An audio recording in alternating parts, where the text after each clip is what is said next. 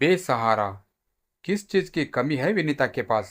Car, बंगला, नौकर चाकर, bank balance, सभी कुछ तो है उसके पास। और ये सब चीजें उसने अपने दम पर अकेले ही बटोरे हैं।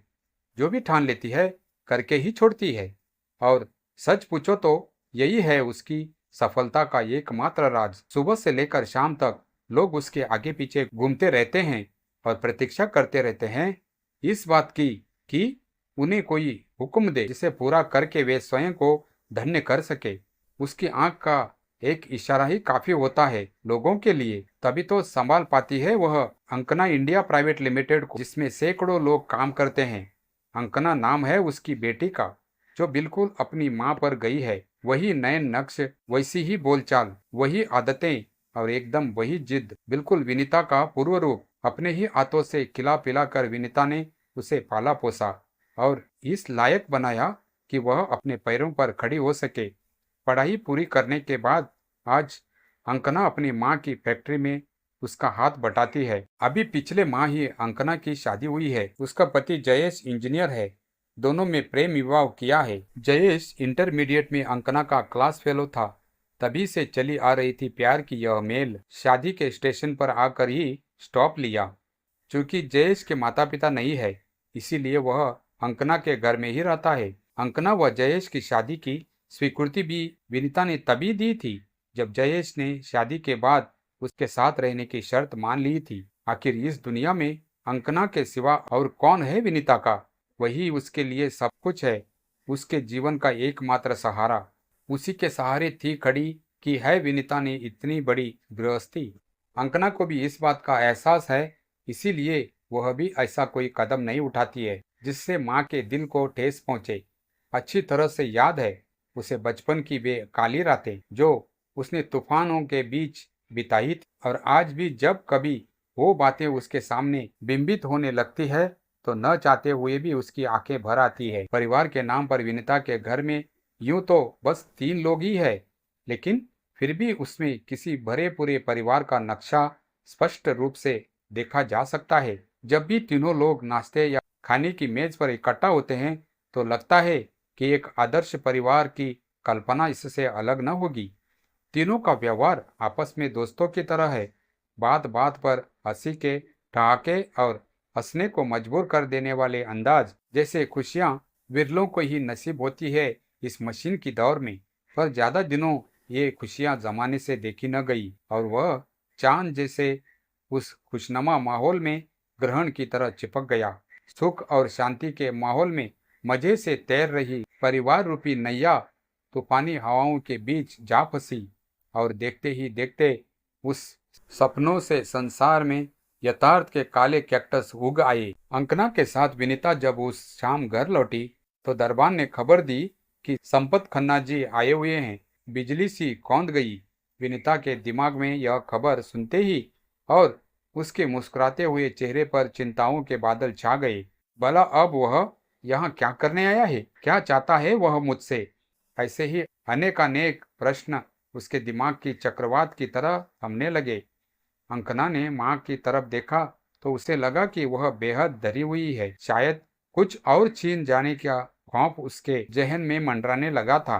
संपत खन्ना उस व्यक्ति का नाम है जिसके साथ अब से 22 साल पहले विनीता की शादी हुई थी। संपत लखपति माँ पिता का एकलौता बेटा था।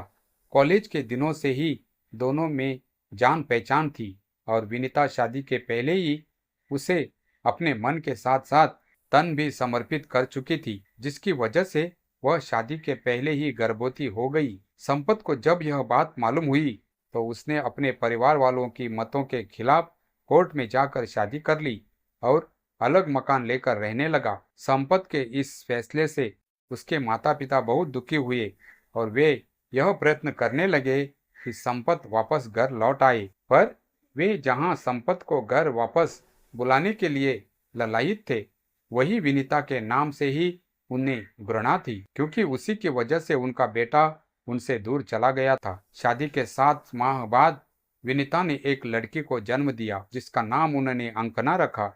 चूंकि संपत पहले से ही लड़के की कामना किए बैठा था, इसीलिए लड़की के जन्म से उसे खुशी नहीं हुई। और वह मन ही मन कुछ खिन्ने रहने लगा। संपत के माता पिता ने अपने बेटे के मन की यह बात भांप ली और उसे उबारने का भरसक प्रयत्न करने लगे। साथ ही जब भी उन्हें मौका मिलता वे अंकना के समय से पहले हुए जन्म पर व्यंग्यात्मक बाण छोड़ना न भूलते और परोक्ष रूप से विनीता को चरित्रहीन साबित करने का प्रयत्न करते रहते। जैसे एक एक बूंद से धीरे धीरे घड़ा भर जाता है, वैसे ही धीरे धीरे संपत को इस बात का पूरा विश्वास हो गया अंकना उसकी बेटी है ही नहीं। इससे विनीता के प्रति उसका रवैया एकदम से बदल गया। दिन रात वह शराब में डूबा रहने लगा और अक्सर देर रात में घर पहुंचा करता। एक दिन संपत जब देर रात को शराब के नशे में घर लौटा तो विनीता ने उसे खूब खरी खोटी सुनाई। बस उसी दिन मिल गया संपत को मौका और उसने मन की सारी भड़ास निकाल डाली। उसी समय वह हमेशा के लिए घर छोड़कर अपने माता पिता के पास चला गया। विनीता तो बहुचौकी रह गई। जिसके लिए उसने घर बार माता पिता सब कुछ छोड़ दिया, उसी ने उस पर अविश्वास किया। जिस मुंह से निकले एक एक शब्द को उसने अपना सौभाग्य मान लिया, उसी मुख ने चरित्रहीनता का लांछन लगाया। जिसकी सेवा को उसने स्वर्ग की प्राप्ति माना, उसी ने उसे संसार में अकेला छोड़ दिया, वो भी महज एक शक की बिना पर। उसे लगा कि अब जीना बेकार है इस दुनिया में। आखिर जिए भी तो किसके लिए, किसके सहारे? कोई भी तो नहीं है उसका। माता पिता को तो वह शादी के समय ही बिसार आई थी। सास ससुर ने उसे हमेशा अपना बैरी ही समझा और पति तो स्वयं ही पराया हो गया। अब जाए तो कहाँ? उसे लगा कि आत्महत्या की अब एकमात्र उपाय बचा है। मौत की गोद में ही मिल सकती है उसे शांति, क्योंकि तब वहां उसे कुलक्षणी जैसे उपनामों से अलंकृत करने वाला तो कोई न होगा। सहसा उसे अंकना की याद हो आई। उसका क्या होगा मेरे बाद? मेरे सिवा उसका तो दुनिया में कोई भी नहीं। नहीं नहीं, उसे जीना ही होगा, अपने लिए नहीं तो अपने लगते जिगर के लिए। और बस उसी क्षण उसने प्रतिज्ञा कर ली कि उसे जीना है, अपनी बेटी का सहारा बनना है, उसे जिंदगी की बुलंदियों पर पहुंचाना है, चाहे इसके लिए उसे कितना ही तूफानों का सामना क्यों न करना पड़े। जितना कठिन जीवन किसी अपाहिज का हुआ करता है, उससे वही असाध्य होती है जिंदगी। एक परियक्ता है, बात बात पर सवाल, हर कदम पर शंका और मुंह छूटते ही कटाक्षों के उपहार। जैसे उसे समाज में इज्जतदार बनकर रहने का कोई अधिकार ही नहीं है। पर विनीता हार नहीं मानने वाली थी। उसे तो बस अपने लक्ष्य से मतलब था। बीच के अवरोधों और कीचड़ से भला उसे क्या लेना देना। हर अपमान और व्यंग को उसने बालों के पानी की तरह झटक दिया और चुपचाप आगे बढ़ती रही। पढ़ी लिखी तो वह थी ही, साथ ही सौंदर्य प्रसाधन सामग्री के निर्माण का डिप्लोमा भी उसने किया हुआ था। उसकी बदौलत उसे एक प्राइवेट फर्म में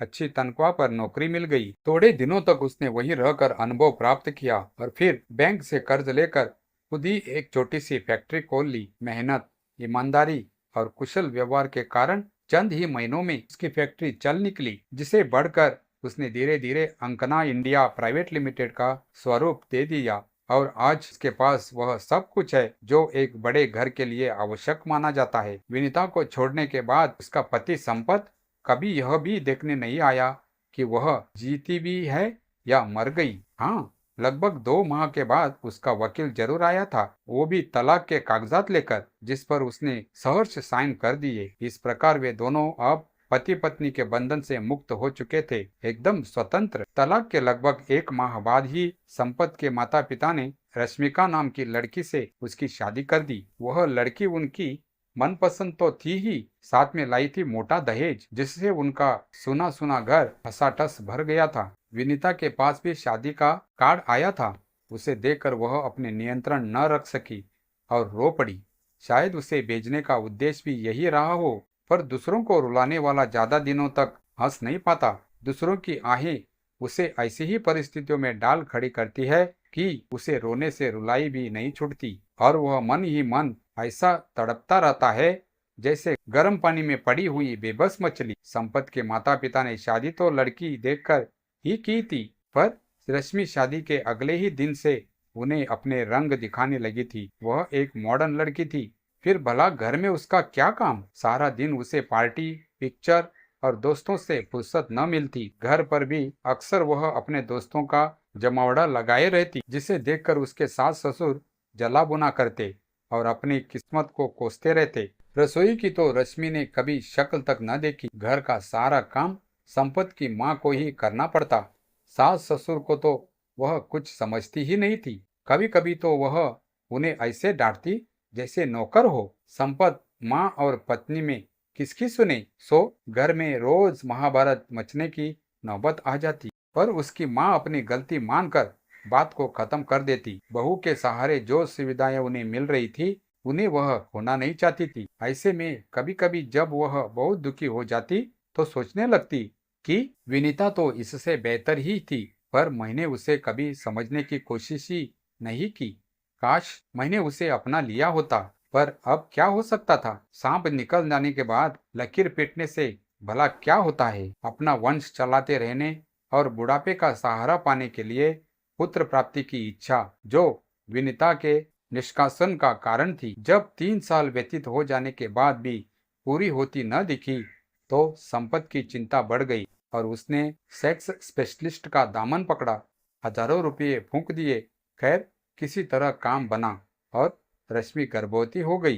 पैदा होने वाली संतान लड़का था, इसीलिए बड़े उत्सव मनाए गए। सभी दोस्तों, रिश्तेदारों और परिचितों को दावत दी गई। हजारों रुपए खर्च कर दिए गए। पर हाँ, इस बार भी विनीता को जलाने के लिए उसके पास निमंत्रण पत्र भेजना नहीं भूली उसकी सासू माँ। समय का चक्र चलता रहा, दिन बीतते गए। संपत का लड़का धीरे धीरे बड़ा होता रहा और साथ ही माँ पिता के नियंत्रण के अभाव में बिगड़ता भी रहा। सारा दिन इधर उधर मटर गश्ती किया करता, किसी को कोई फिक्र नहीं। माँ अपने दोस्तों के साथ मस्त, पिता अपनी नौकरी में जूझता रहता। दादा दादी को तो उसने अपनी माँ की तरह कुछ समझा ही नहीं। स्कूल में घंटा गोल, बीड़ी सिगरेट का चस्का, गाली गलौज और मारा मारी जैसे सभी खूबियां धीरे धीरे इसमें घर करती गई। लेकिन माँ पिता के कानों में जू तक न रहेंगी। उल्टे कभी कभी उसकी हरकतों को देखकर तारीफ करते हुए माँ तो कह देती, शाबाश बेटे, तुमने मेरा मन खुश कर दिया। तुम एक दिन जरूर हीरो बनोगे। संपत उम्र अधिक हो जाने